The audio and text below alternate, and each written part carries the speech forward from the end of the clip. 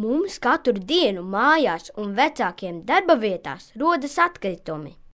2012. gadā ir aprēķināts, ka viens cilvēks gadā ir radījis 301 kilogramu atkritumu. Bet neviens tā īsti nezina, cik kilogramus atkritumu neapzinīgi cilvēki sadedzina ugunskuros un cik kilogramus atkritumu neapzinīgi cilvēki izmet Latvijas dabā, mežos, ceļamalās. Ja visi atkritumi tiktu mesti zemē, drīz vien atkritumu jūra būtu man līdz pleciem. Bezatbildīgi cilvēki piesārņo mūsu skaisto Latviju.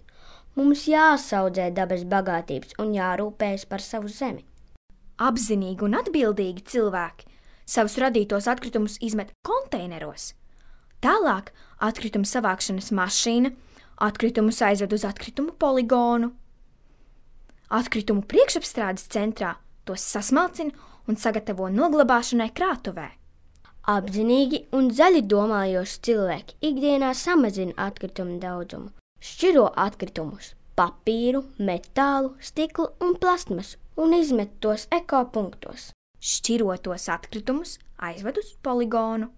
Tur tos pāršķiro un sapresē lielās pakās, kuras tālāk nogādā uz pārstrādes rūpnīcām gan Latvijā, gan citās valstīs.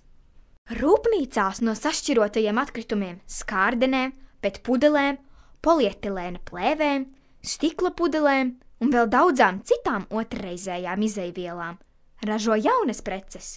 Tādējādi šķirojot atkritumus, mēs saudzējam dabas bagātības un samazinām savu radīto atkritumu daudzumu. Izvēlies atbildīgu dzīvesveidu!